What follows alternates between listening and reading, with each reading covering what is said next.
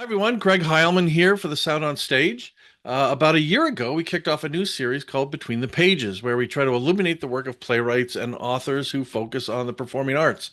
Our first guest was Alan Harrison, author of Scene Change: Why Today's Nonprofit Arts Organizations Have to Stop Producing Art and Start Producing Impact. There are a lot of things that I personally took from the book and from our discussions last year with nonprofits that I work with and things that I've brought up in some of the interviews with theater administrators and directors, etc., as well. But Alan has a new book out now, Scene Change 2: The Five Real Responsibilities of Nonprofit Arts Boards. I want to talk to Alan about the new book, but I also think his perspective is one that can help inform us on what theaters need to look at with respect to the changes happening in Washington, the district, not the state, and the new restrictions on federal funding for the arts. Welcome back to the show, Alan. Well, thanks, Greg. It's nice to be here. First, oh, go ahead. No, go Oh, ahead. I was going to say, first off, No, you go. No, you go. congratulations on the release of the new book. Hey, thanks. It's selling very, very well, knock wood. And there are a couple of reasons for that. Let me start by the reason I wrote it. I had done a research project. My sense was that after 30 years of managing departments and running arts organizations, that the least aware people involved with it were also some of the most important people, and those were the members of the board of directors. And it wasn't that they were bad people, it's just they really didn't know why they were there. That was the hypothesis I took into a scientific method experiment. And I've talked about the scientific method in the first book and in the second book. If you're not using your sixth grade scientific method to determine whether your programs are effective or not, you're not doing the job.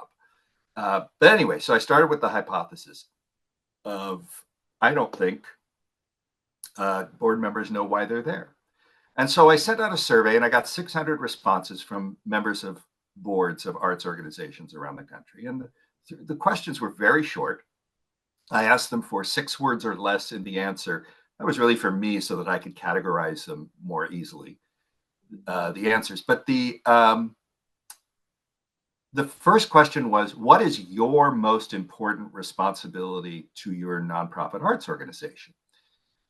And I said, one answer, please, 6 words or less. The second was, what is your board's collectively single most important responsibility to your organization? And the third was, what is the most important responsibility for your nonprofit arts organization that is currently lacking among your board? And the top answer, I don't think that I got enough responses. I got 600. And while that's acceptable, there was just so much fluctuation in the way they use their 6 words. I'm not going to say this was an official thing, but the sense is most of them said fundraising on all 3 counts. I was going to say the first thing that entered my mind, and in the boards I've been involved with, is there's so much focus on making money Right. yeah. And as we've talked about, money's important because it pays for stuff, but it's not the most important thing. So I would ask you this. I love Ben Moore. He's a wonderful guy. He's always been a champion for me. I've always, been a champion for him. One of the things that he said he was most proud of at Seattle Rep was that in his 17 years as the managing director, they never ran a shortfall in any of those 17 years. And I thought, that's not something I would generally jump at and say, I'm proud of that. I get it. It's what his board was expecting of him. But would you rather, let's say you're a food bank, because charities are charities. Let's say you're a food bank and you didn't feed anybody this year, but you broke even on your budget. Does that mean you succeeded?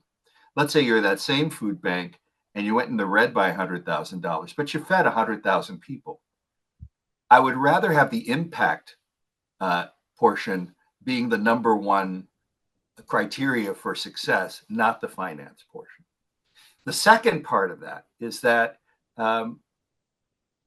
it was in the qualitative research. I asked some of these people, called them, what do you think fundraising means? And almost to a person, they said, me writing a check, which is not fundraising. It's not how we all think of it as fundraising, but it's how they think of it. So if you have a board full of people who think they're ATMs, Mm. for that organization, they're going to have far less buy-in Yep. on the work being done. And they're going to get pissed when they see something that doesn't jibe with their own sensibilities. So you've got a big problem there. The truth is that they don't really know why they're there. The second problem, of course, is governance. That was the second thing that came up under all three. Um, and the qualitative research on that was, I don't know what governance means. Basically, they told me this. That's the word they told me when I joined, that you're involved with governance. I guess it means we vote on stuff. That that's not what governance is. In fact, it's a kind of a terrible, vague word for that purpose. The truth is, board members believe they're ambassadors in the community. One of the things that I point out in the second book is you're not an ambassador, you're a zealot. So an ambassador sits behind a desk and waits for people to come to them. It's very easy. It's you, not you, not you. A zealot doesn't care whether you say yes or no. They're showing you how excited they are about this thing and how it will help their life, how it helps their life, and then they're going to tell you how it will help yours. And just because I use the word zealot does not mean that I mean that in a religious sense. What it Right. does mean, I mean it in an Yeah. advocacy sense. But the question is, to what end, though? So, to what end are they the zealot? Is it to make money for the organization? I mean, is that still the end goal of Yeah, that? that's probably why that I had to write the book, because they still believe, even today, we're in charge of the finances. You're in charge of the impact. You're not the owners of the organization. Who owns a nonprofit arts organization? I ask you, who owns a nonprofit arts organization? My dad asked me that. He was a CPA for 50 years. And he said, there's one thing, but he never worked with nonprofits. He said, the one thing I don't understand, who's the owner of your company? Yeah, in theory, I mean, you would think should be the people that are donating the money, right? I mean, uh, It's even more broad than that. What is a nonprofit organization? It is an organization that is exempt from paying certain taxes, but those taxes still have to be paid. So who's paying them? hmm, The people who reside in the state in which your nonprofit has gotten its license. They're the owners. The people of even if they never set foot in the door, they're the owners. So that includes the people who are your fans and the people who are not your fans. They're all owners of your company. So the board is there to represent them and to go back to them and ask the questions about how are we helping the community? Are we doing enough to solve the community's stated issues, or are we just putting on shows? yeah, And if we're just putting on shows, then no wonder you're looking at the financial bottom line, because that's a commercial arts organization's point. A yeah, Broadway show, they're looking at the bottom line and they're looking at butts and seats. But a charity would be looking at all those 6 things that are listed in Section 501c3 of the IRS code, which I'm still shocked that nobody reads. yeah. You just like to throw the moniker out there. It's interesting you mentioned that. I think this is a lot of the it sounds like a lot of the conversation we have around corporations and what drives corporations is not people complain about the mission and what companies do, but they're beholden to their shareholders. And in a lot of cases, it's going to be the same thing here. It sounds like there's a lot of parallels because you could be a non-for-profit and not have a profit, but only because you've spent the profit that you made on whatever, just so that you don't make a profit. Like Seattle Rep, what are they spending that money on? They're not in the red, but they could have had a surplus and they could have, just spent it on whatever just to make them, you know, uh, Did you you, spend it on the community? Is my question. Or yeah, exactly. did What you are you spend it spending? on another uh, another set piece, or a ninth development person, or what did you spend it on? And that's what I want to know. And so, and I'm not picking on Seattle Rep. I worked there for several years. I loved working there. It is it's a remarkable place, and um, it could be something special. Currently, it's just another company putting on shows, and it makes me a little wild that that's what's happened. That's a country club attitude. that used to be pervasive among arts organizations and still is among too many. Yeah.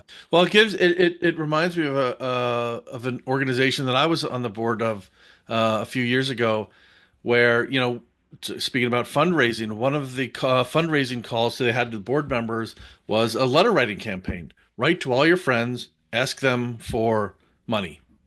And my first thought was, everybody I know is involved in the arts in some way. I think of all the people I know through theaters and what they need. They're asking for their own money for their own, theaters. I'm not going to go and ask people for money to take away from the causes that they um, are that are important to them to give to my cause for the just to put on show, because that's what it was. It was to pay for things for this particular organization, and it really rubbed me the wrong way. Well, this is part of that. One of the fallacies in asking artists for money to support organizations is that the message that they'll send is, but these organizations support you. You get paid by them. Uh, Honestly, that makes you an employee, not anything more than that. Otherwise, if they really cared about artists as an asset to the community, they wouldn't be negotiating their contracts down. They would say, what do you need? Do Yeah, you need 1,000 a week to make it? Do you need 2,000 a week? Here you go. So they're not doing that. They're saying, what's the minimum I can pay you? They're no worse. They're no worse. They're no better than any other company when it comes to that. So I think artists have to stop thinking of themselves as assets to an arts organization. They're just employees. That's it. That's all they are. yep, Um, and as such, they're cogs in the wheel. Not they have no. They're not running the machine at all. Um, so we get to the point where boards, in this case, I'm trying to give them some ideas to break out of the box. I've given them a set of rules. Robert's Rules of Order has been something that has run meetings forever. And it is the least innovative way to run a meeting. It is the most hierarchical way to run a meeting because all the power lies in the chair of the board. Because the chair is the one who determines who gets to talk when and for how long. hmm Um, it's no surprise then when I tell you that Robert's Rules of Orders is a military piece. That's where it comes from. That it was a general or a colonel that developed it, named Robert, and whose last name was Robert, and he was trying to get things done in the military. If you want your arts organization to be run like a military thing, then go ahead and keep Robert's Rules of Order. Nothing will ever change. You will have exactly what you had when you walked in. You'll argue about things like, what does depreciation mean when it comes to budget time? You'll only talk about the past, and you'll think that you got something done after 2 hours. My sense, I wrote in this book a set of rules called Harrison's Rules of Order. I don't think people should go by, word by word, but the idea is to break free of non-innovative ways of doing business, especially in the arts. Um, Things like, don't have a 15-minute performance in the middle of your board meeting. If they don't know they're there as an arts nonprofit, you have bigger problems. Um, Things like no vote needs to be unanimous. There's no rule that says votes need to be unanimous. You have to have consensus. So you have to agree that if you're on the losing side of a vote, that you're going to go like hell to make sure that whatever was voted approved happens. That's what consensus is. That's not a democracy. It's consensus. Democracy is winners win and losers weep, and argue and hold on to grudges. And then the biggest part is to calculate how much a board meeting costs and discover whether you're wasting money or not. So let's say you have 20 people in a room for a board meeting. All 20 people make $100 an hour as a consultant. It's cheap, but it's an easy number to calculate. So your 20 people make it. That's $2,000 an hour. Let's say it's 2 hours long. That's $4,000. Let's say you have 10 board meetings a year. That's $40,000. If you had that number on the books that you were spending $40,000 on consulting fees, you want to talk about things you can't change anymore, like the past?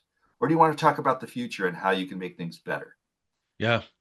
It's a simple question. If you're just talking about things you can't change, you're wasting money. You're not just wasting time, you're wasting money. Um, Boards don't necessarily understand that because they don't get paid and they don't, it's not that, but it's, there are those who believe that should be on the books as an in-kind donation so that you are looking at $40,000. So if somebody doesn't come, that means you've spent $4,000 on them staying home. Yeah. I mean, that is, I mean, when you talk about giving time and talent, that's considered a charitable donation in a lot of cases when you give your time and you can assign a value to that. And in fact, at work in a corporation setting, we've done that to calculate the value of meetings to determine whether meetings are in fact useful or not by hey, what are the salaries of these people that are sitting in this meeting, and how long is the meeting, and is it really worth spending that much money to have all of these people in a conference room talking about, nothing versus, something that could be done, it can be done in an email, that whole, Right. that whole quote.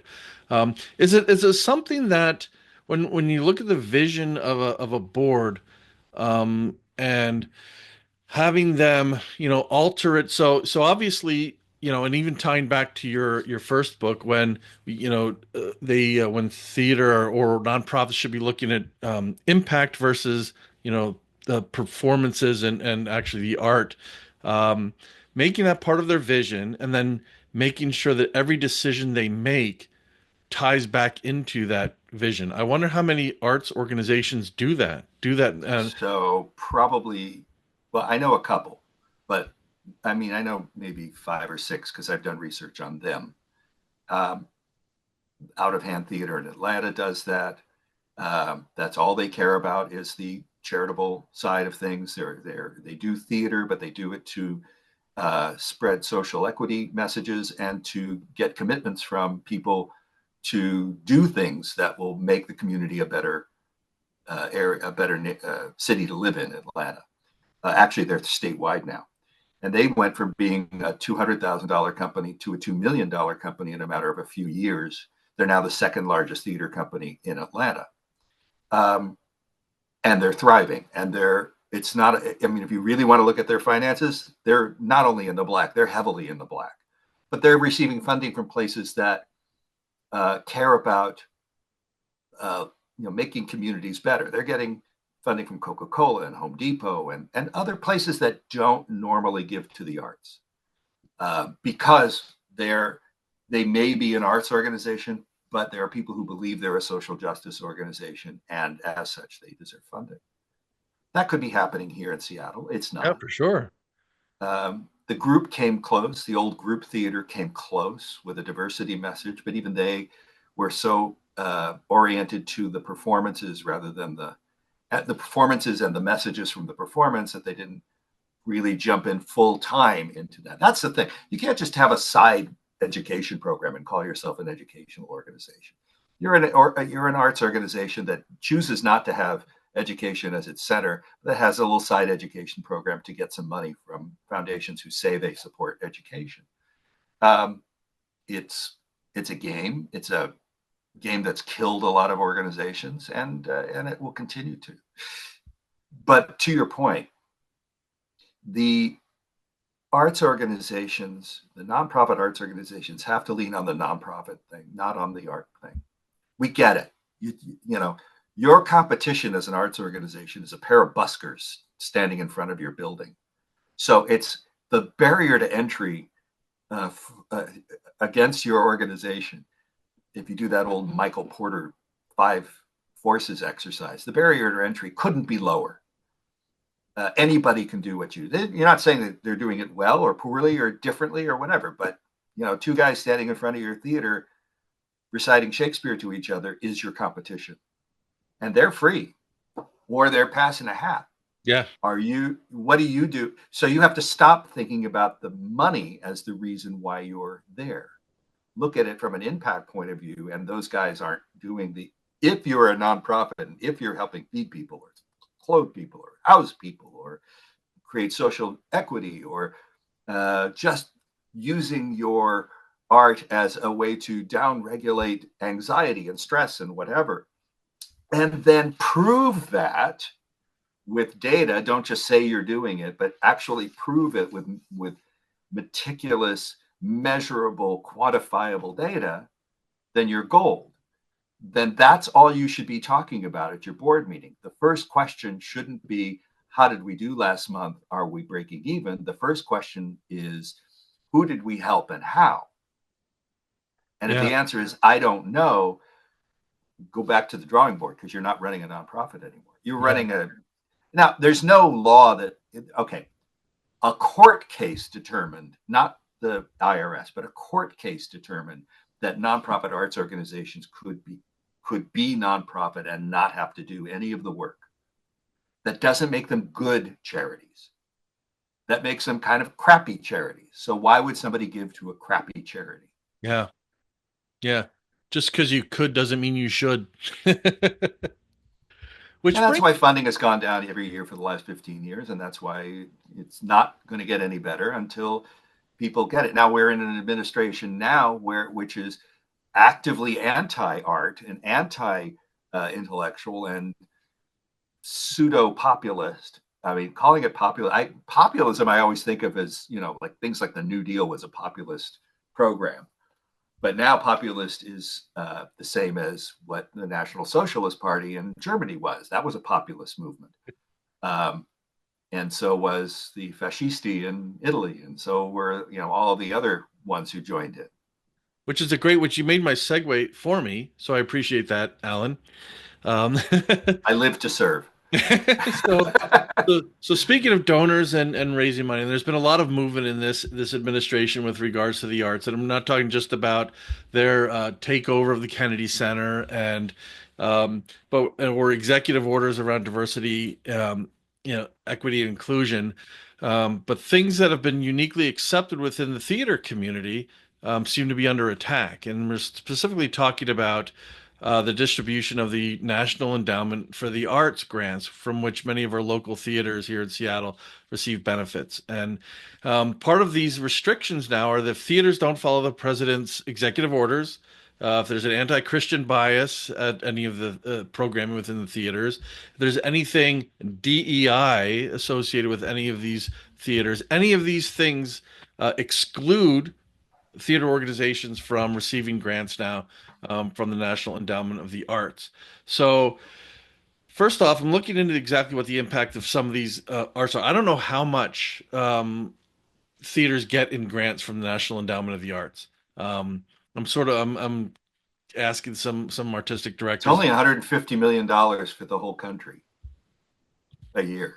So that's not a huge That's amount. 16 cents per taxpayer. Yeah. So that's not huge, but it's something that, every theater obviously makes an announcement before the show if they receive a grant. Um, but given that and given this kind of movement towards the federal government not supporting the arts, how do we see that affecting the vision? Is it time for the theaters to look, you know, I think I know the answer, sort of a rhetorical question, especially when I'm talking to you. Is it time for the theaters to change their vision when it comes to uh, programming? Is it time to look at new funding sources?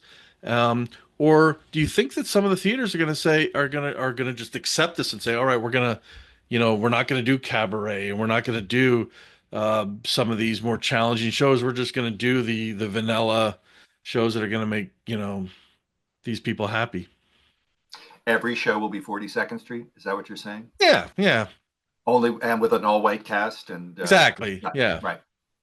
Um, some of that will happen, and it's a mistake. The only way you can battle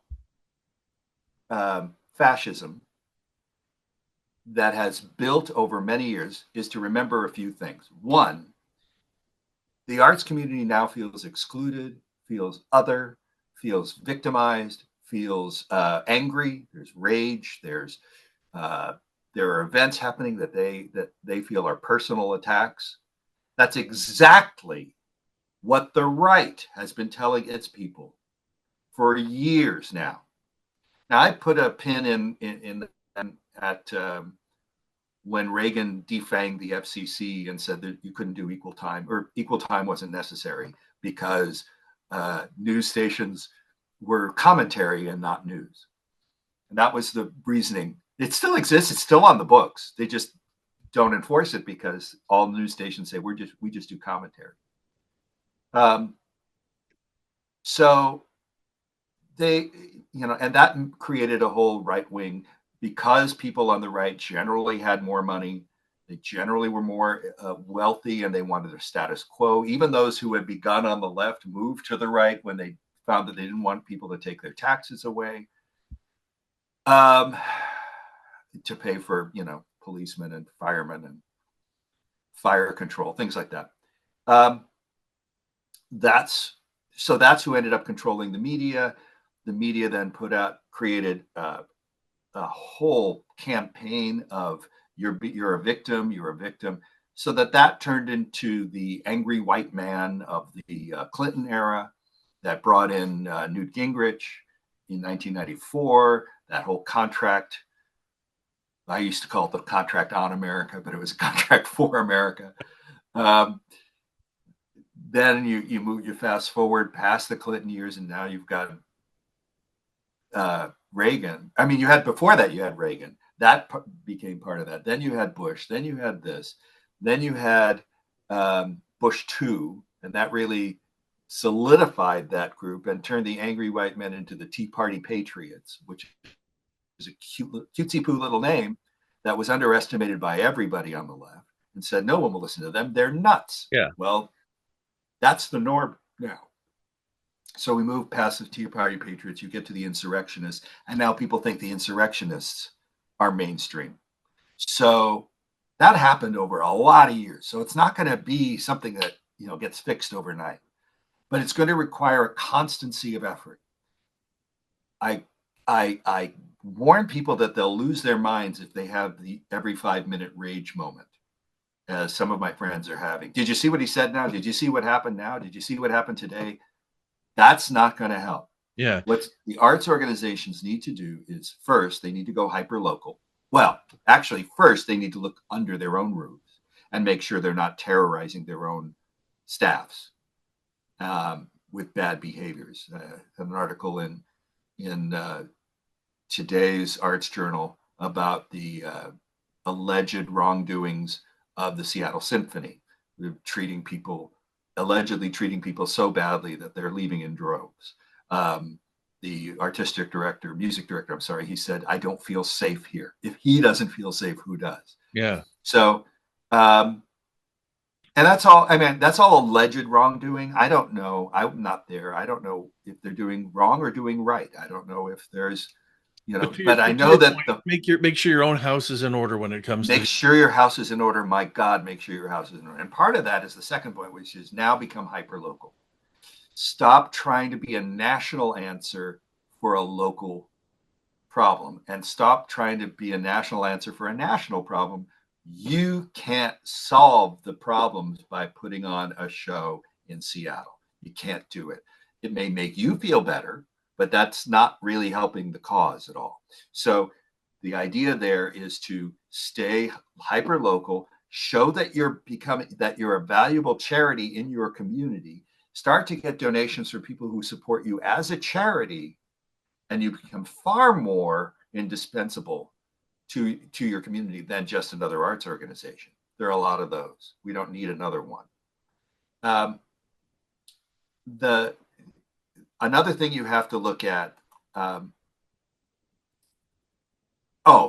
So part of that is to stop showing off your intellect. Don't arrogantly do things like dumb down your approach, dumb down your art, dumb down your marketing, your development, whatever. Dumbing it down is a great way of telling people they're stupid. And you don't really want to do that. That never works.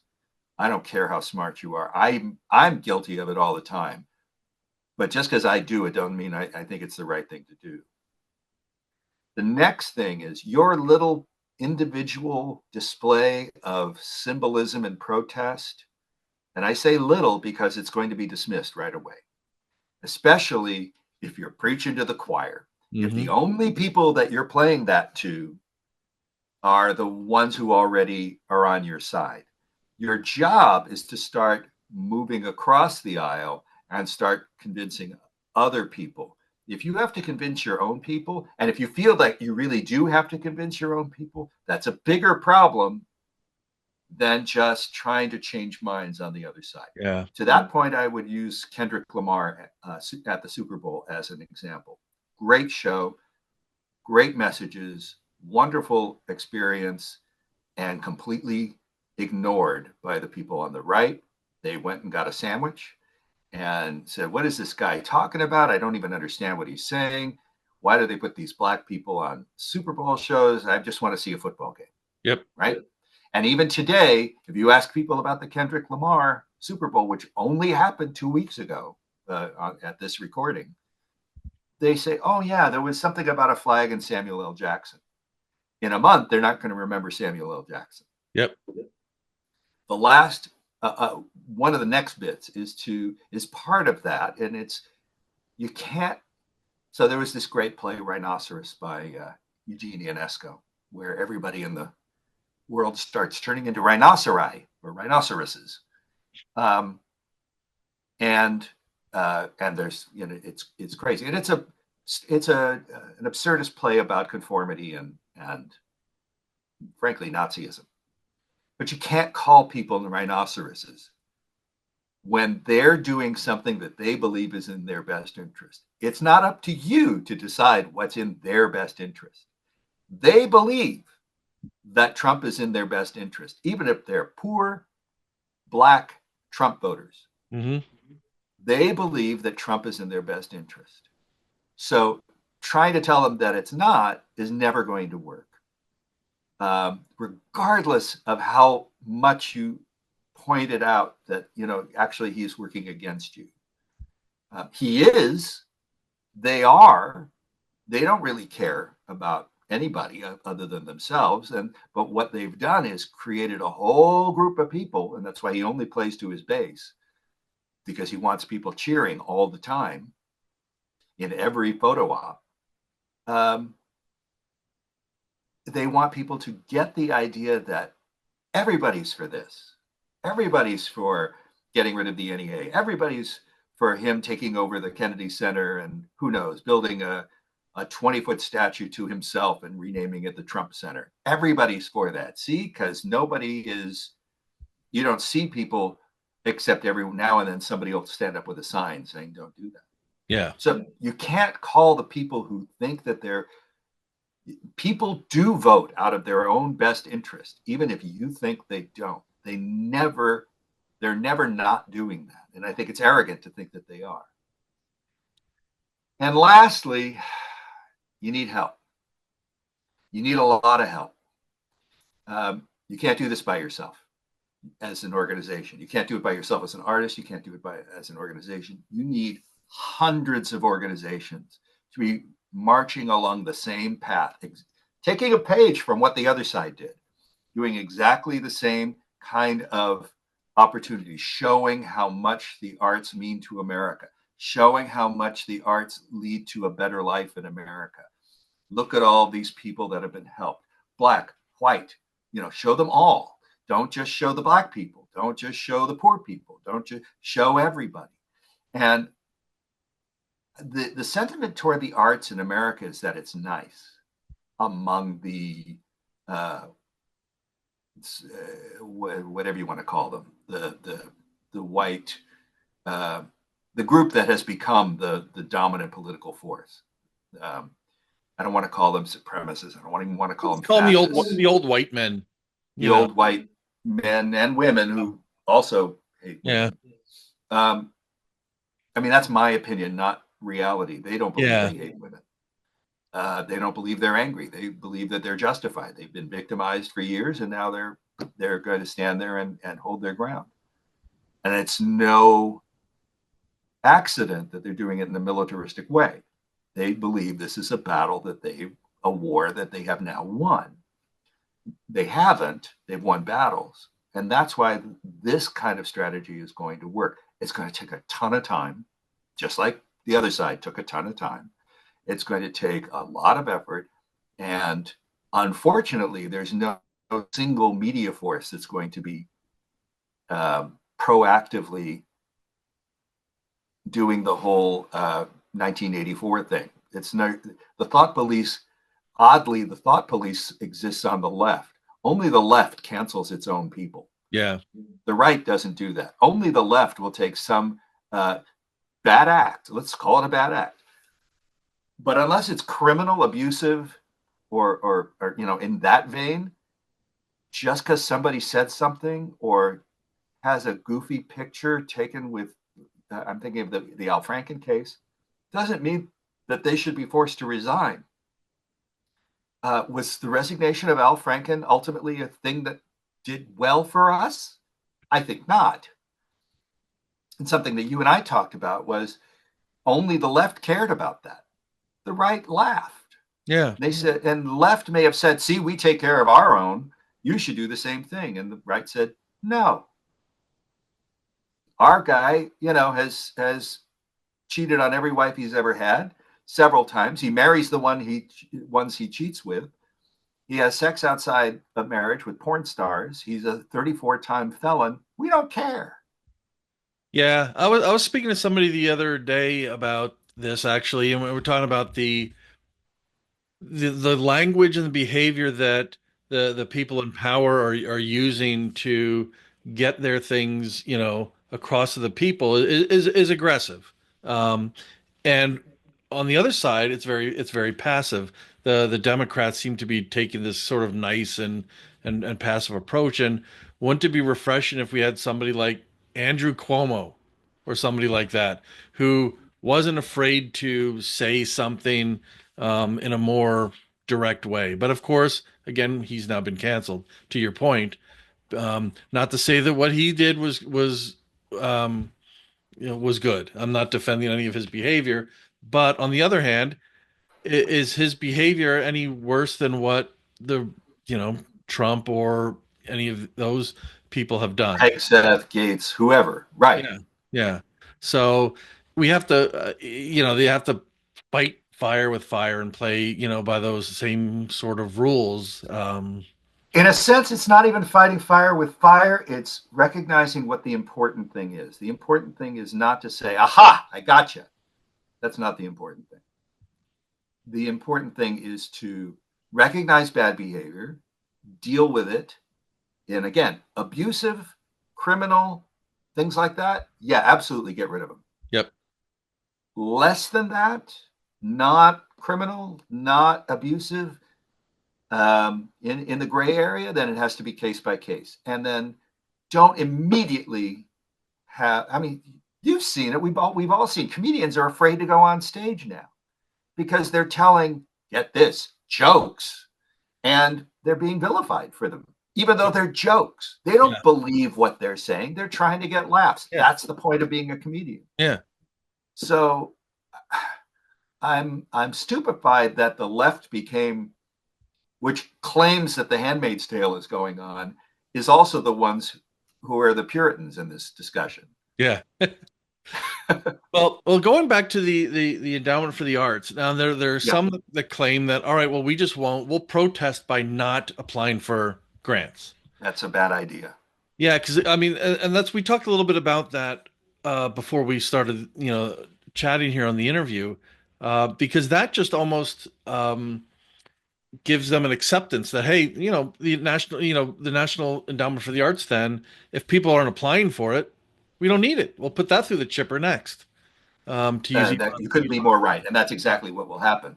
I mean, it might happen anyway, but if people stop applying, so everybody has to continue to apply. In fact, people who have never applied, if they can find a way to apply, get the rejection letter, make the rejection letter, make it all public, by the way. That's all part of it as well. Make everything public. Make your organization as transparent as possible. Show how much your people are being paid. Show how much money has been going into your community. Show how much effect has been going into your community, how much impact. Show it all. I can't believe that in this day and age, there are arts organizations that think that they can't show their financial information, let alone all of their impact information, to everyone and benefit by it. It's like the discussion of salaries. You know, who does not talking about salary um, benefit? And Yeah. it benefits the employer, not the employee. So the employer, it's in the employer's best interest for you not to talk about your salary for any or anything, and for it to be private and Yeah. But embarrassing to it's talk something about. that's so ingrained. I my son came up to me and asked me how much I made. We don't talk about that. Yeah, he doesn't need to know, but yeah, for other reasons. But um, Well, the because he wants to buy a car, so that's the problem. exactly, exactly. He's got his own agenda there. But you're right. I mean, that's something that's been ingrained in us for so long. But now, so you've got the two books, but you're doing some writing around what about this whole uh thing that's going on as Right. well, right? Can you tell us I a little bit currently about what have, you're doing there? yeah. I, as you know, I write for Arts Journal, and I'm there every week, um, whether people like it or not. And I get as much troll mail as I do keep going mail, so it keeps me going. Um, the troll mail I get, it's funny, the troll mail that I get on Arts Journal, because I'm pretty blunt about the things that are going to happen for the arts to become more successful in their communities and to be less to stop being pretty and to go and help somebody. If you're a nonprofit arts organization, I've said it also. If you don't want to do that, you don't have to. Just become a commercial arts organization, and you don't have to do any of that. Turn your donors into investors, pay them back on their investment. That's how that works. It's not hard. In fact, there's a whole movement of a lot of folks starting commercial arts organizations for that very reason. But that said, the trolls are the ones who start picking at like one detail. What do you mean that? What do you mean? I wrote an article about mixed blood, and somebody, what do you show me what the impact was of mixed blood theater in Minneapolis? And I said, not only is it in the article, but go look at their website. It's right there because they happen to be one of them that is very transparent about the work that they do. Um, so that having been said, I write every week, and I've begun a 5-part series. Might end up being 6, might be 9, might be 5. I don't know. On not tips in a changing political environment. And tip 1 came out today, February 18th,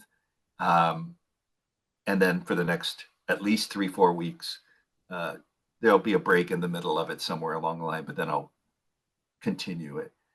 Um, are all these ideas on how to deal with the new reality that's been coming for, 40 years.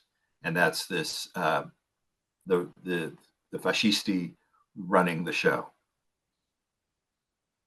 So how can people keep up with your work there on the Arts Journal? Well, Uh, artsjournal.com. I'm okay. always there. You can also go to my own website, which is 501c3.guru, GURU. It'll be there. You can contact me through that website, 501c3.guru, or through LinkedIn. I'm there as well. And I try to get a copy of these things on LinkedIn. So they're in the 3 places at once. They generally are released at the same time. You can get you go through 501c3.guru and sign up to be on the list. It's free, and I don't spam anybody, and I don't sell the list to anybody or anything.